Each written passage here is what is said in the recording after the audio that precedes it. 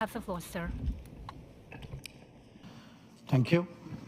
Your Excellency, President Vladimir Putin, Highnesses, Excellencies, friends. It is my honor to represent Prime Minister Narendra Modi at the BRICS outreach segment. I convey his greetings to all of you. Let me join colleagues in thanking President Vladimir Putin for the excellent arrangements and the warm hospitality.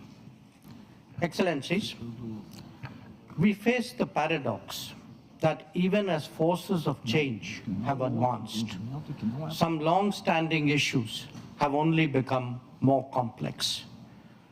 On the one hand, there is the steady diversification of production and consumption. Nations that attained independence from colonialism have accelerated their development and socio-economic progress.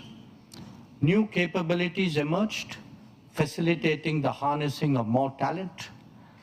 This economic, political, and cultural rebalancing has now reached a point where we can contemplate real multipolarity. The BRICS itself is a statement of how profoundly the old order is changing. At the same time, many inequities of the past also continue. In fact, they have assumed new forms and manifestations. We see that in the access to developmental resources and modern technology and efficiencies. Let us also recognize that the benefits of globalization have been very uneven. Adding to all that, the COVID pandemic and multiple conflicts have aggravated the burdens borne by the global South. Concerns of health, food, and fuel security are particularly acute. The Summit of the Future underlined that the world is in real danger of falling significantly behind in realizing SDG targets. How do we reconcile this contradiction and ensure that the benefits of change reach those who are currently left behind? How do we create a more equitable global order?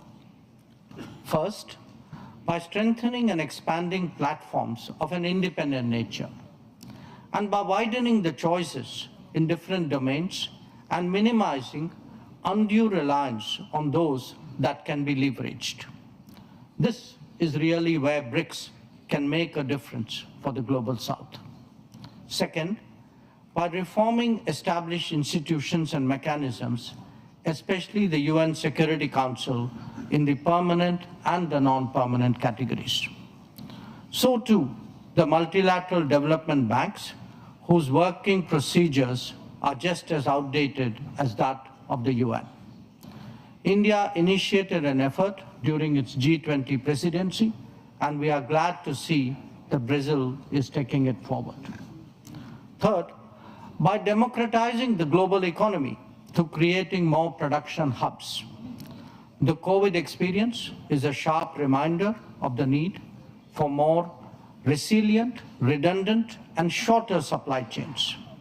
For essential needs, every region legitimately aspires to create their own production capabilities. Fourth, by correcting distortions in global infrastructure that are a legacy from the colonial era. The world urgently needs more connectivity options that enhance logistics and mitigate risks. This must be a collective endeavor for common good with utmost respect for territorial integrity and sovereignty. And fifth, by sharing experiences and new initiatives. India's digital public infrastructure, its unified payment interface, the Gati Shakti infrastructure all hold a larger relevance. The International Solar Alliance, the Coalition for Disaster Resilient Infrastructure, the Global Biofuel Alliance, Mission Life, and the International Big Cat Alliance are similarly initiatives of common interest. As a first responder, be it for natural calamities, health emergencies, or economic crisis, we seek to do our fair share.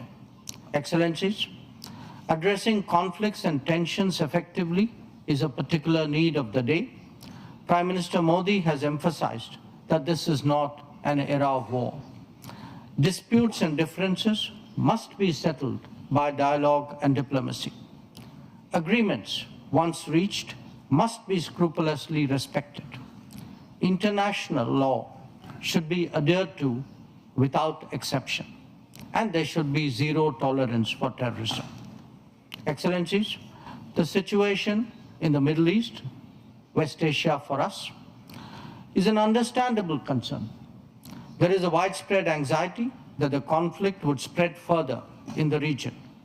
Maritime trade has also been deeply affected.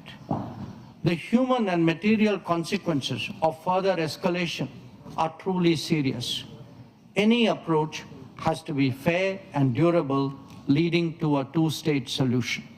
Excellencies, we meet in difficult circumstances. The world must be prepared to think afresh on long-standing challenges. Our gathering is a message that we are indeed prepared to do so. I thank you for your attention.